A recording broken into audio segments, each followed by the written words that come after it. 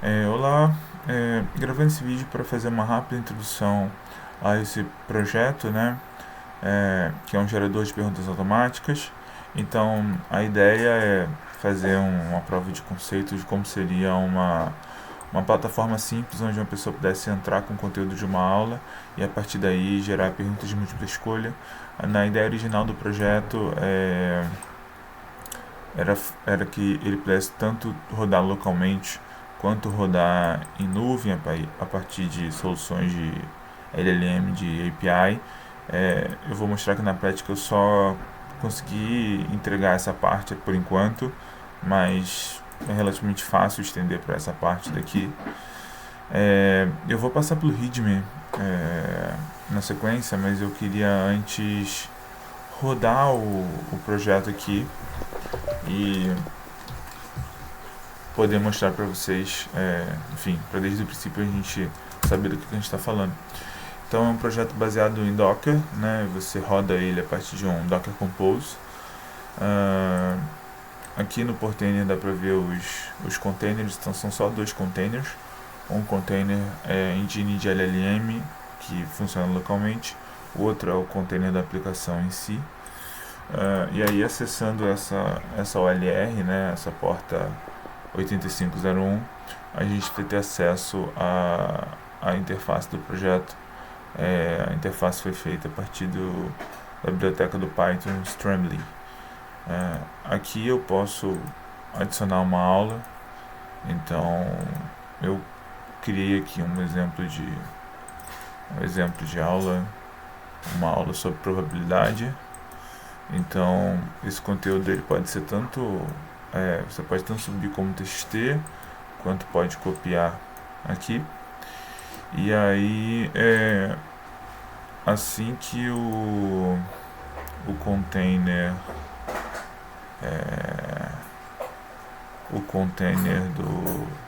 do modelo de LLM estiver pronto, a gente consegue subir.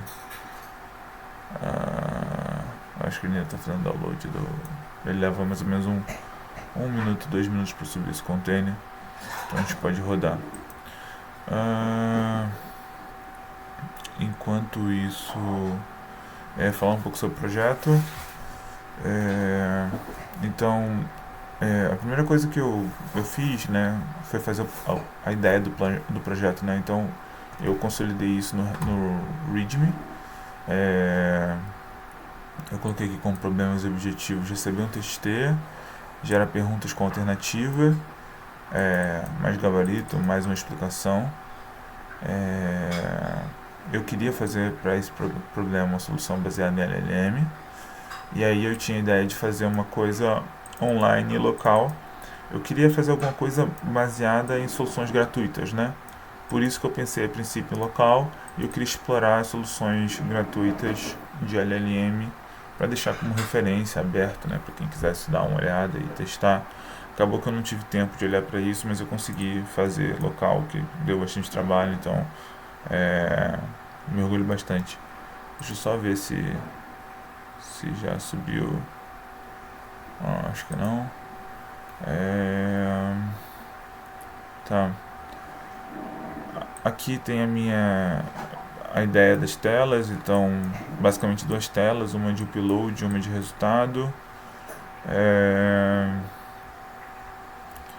Aqui a solução técnica, então Streamlit como front-end, algumas coisas que eu explorei em termos de LLM local, que na verdade nem é LLM, né? É mais Small LSM, né? Não, Small Language Model, né? Então são modelos de 3 bilhões de parâmetros. Eu também olhei para 7 bilhões de parâmetros. Também dei uma pesquisada nas possíveis soluções online gratuitas. A ideia desde o início era usar Docker, eu consegui usar. Um pouco fluxo, né? O upload TXT, um pré-processamento leve, que é mais a ideia de que você vai conseguir ver aqui na tela o resultado. Então acho que aqui já foi, ainda está rodando. Eu botei para rodar. Aqui está escrito mock, mas na verdade aqui é só um generate. E a ideia é que quando ele terminar de rodar, ele vai te mostrar, vai te dar uma pré-visualização aqui da aula, que é uma forma do usuário ter uma resposta, né?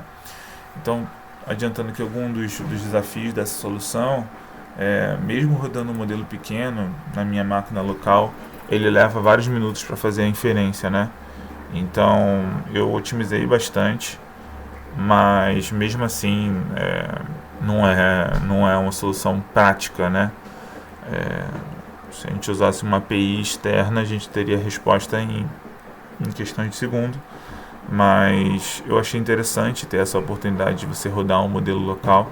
Eu gosto bastante de explorar, né, essas soluções de pequenos modelos de linguagem e ver o que elas já conseguem entregar para a gente. Então eu acho que eu consegui, mesmo com um modelo bem pequeno, chegar numa solução satisfatória.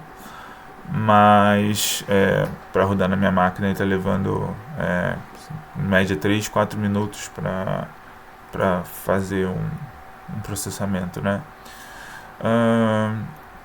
Uma coisa que eu tentei registrar também aqui foi o meu processo. Então esse daqui foi um roadmap que eu fiz no início do projeto. Eu montei um roadmap em 4 etapas.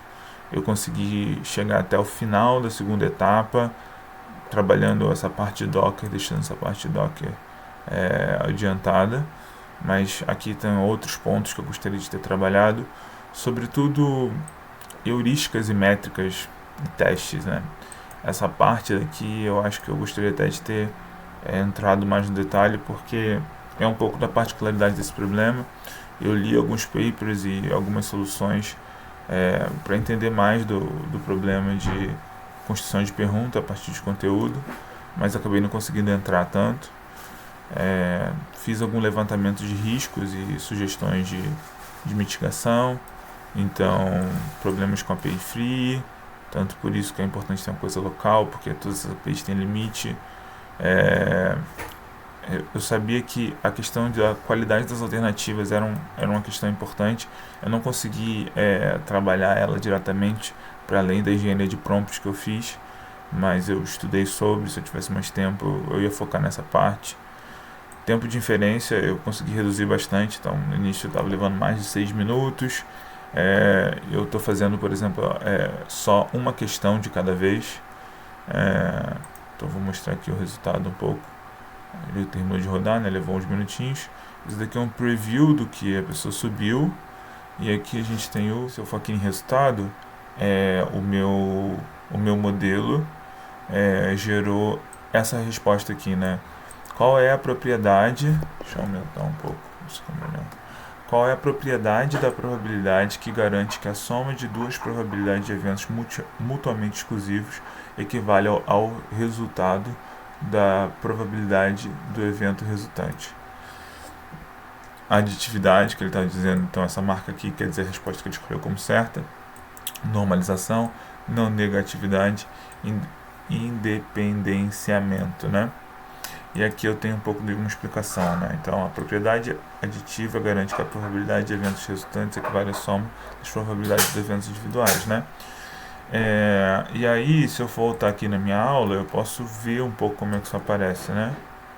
Então, probabilidade, chama de espaço de amostra, probabilidade de um evento é definida como PDA, assim temos 50% da probabilidade. As propriedades básicas da probabilidade são não negatividade, que é a probabilidade sempre maior ou igual a zero, normalização, que é a probabilidade do universo ômega, né, de todas as coisas é igual a 1, aditividade, se A e B são eventos mutuamente exclusivos, então probabilidade da união de A e B é igual a probabilidade de A mais probabilidade de B. Então ele é interessante ver que, enfim, as coisas não estão nem tão estruturadas dessa forma, e ele trouxe uma pergunta, né, aqui sobre as propriedades básicas da probabilidade. A gente vai poder dar uma olhada depois no prompt que eu fiz para chegar nesse resultado. Parte do prompt é identificar um dos conceitos principais da aula. Então ele provavelmente identificou que esse daqui é um dos conceitos principais e que tinha uma certa capacidade de ele fazer alternativas, né? Então o modelo escolheu por isso daqui a resposta correta. E aí ele constrói um pequeno racional, né, que é meio bobo, porque é só uma questão de definição, mas o modelo teve êxito em manter um formato, né? Eu posso mostrar ali por trás, mas no final das contas é um modelo de linguagem que está resultando um JSON, que aí depois é pré-processado para construir essa tela. Então tinha muito mais coisas que eu acho que dá para fazer aqui, eu vou tentar discutir elas um pouco, mas é um resultado que eu no final considerei satisfatório, porque eu acho que está atendendo a demanda do que eu me propus a fazer dentro desse projeto, né? Só para passar aqui pelo README, bom, aqui eu fiz um diário do que eu fiz em cada dia, então eu acabei só conseguindo dedicar 2 dias para esse projeto. E aqui tem uma explicação de como rodar. Entrando aqui no código em si, esse daqui é a cara do projeto, né? Eu não vou passar por todos os arquivos, mas talvez eu acho que o que seria mais interessante é dar uma olhada no .env, tá? Então, essas são as variáveis que você pode escolher. Aqui você pode escolher rodar com outros modelos que sejam compatíveis com o Ollama. Então, se você tiver uma máquina mais parruda que a minha, você pode testar modelos maiores. Aqui você está dizendo a OLR e aqui você está dizendo o tipo de back-end. Então, uma das primeiras coisas que eu fiz foi fazer um back-end mocado para poder testar a interface, né? Então, isso é uma coisa em termos de boa prática que eu achei legal, que eu fiz dentro desse projeto. Para além disso,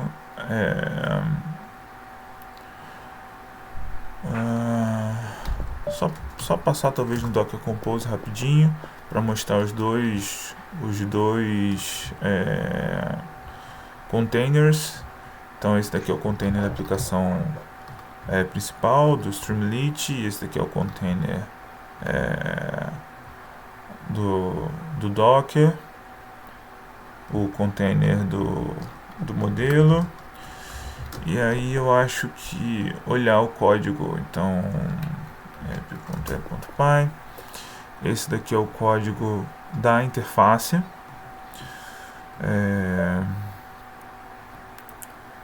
Então, uma das primeiras coisas que ele olha é saber qual é o back-end que ele tem que olhar, se é o mock ou se é o Ollama ou para valer. Aqui tem um pouco da lógica de estados. Tinha uma parte de número de questões que eu acabei tirando, eu acabava ficando muito pesado para o modelo se eu pedisse para fazer muitas perguntas, o tempo, né? Faz 3 perguntas de uma vez. Eu não tive tempo, mas o que eu faria aqui era chamar o modelo várias vezes, em vez de pedir ele uma vez para fazer 3 perguntas. Enfim, mas não consegui fazer isso a tempo. Aqui tem toda a parte de interface. Eu acho que a única parte de lógica mesmo...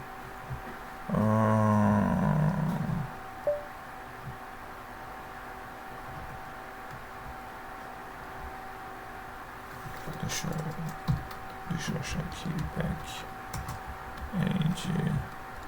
Tá, então aqui está um pouco... Esse trecho aqui é mais a lógica principal. Aqui ele decide se vai chamar a função de mock ou a função Ollama para valer.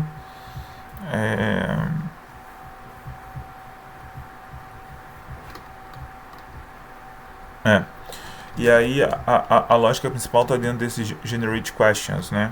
Que está no outro arquivo, que é esse aqui. Então, essa daqui é a função principal. Ela faz o prompt, ela pega o resultado, ela passeia o resultado e retorna, né? Eu posso mostrar no mock. Eu acho que até no prompt eu tenho aqui um pequeno exemplo. Então esse daqui também é uma parte que eu trabalhei bastante na engenharia de prompt. Eu não queria entregar só uma engenharia de prompt, mas foi o que o tempo coube.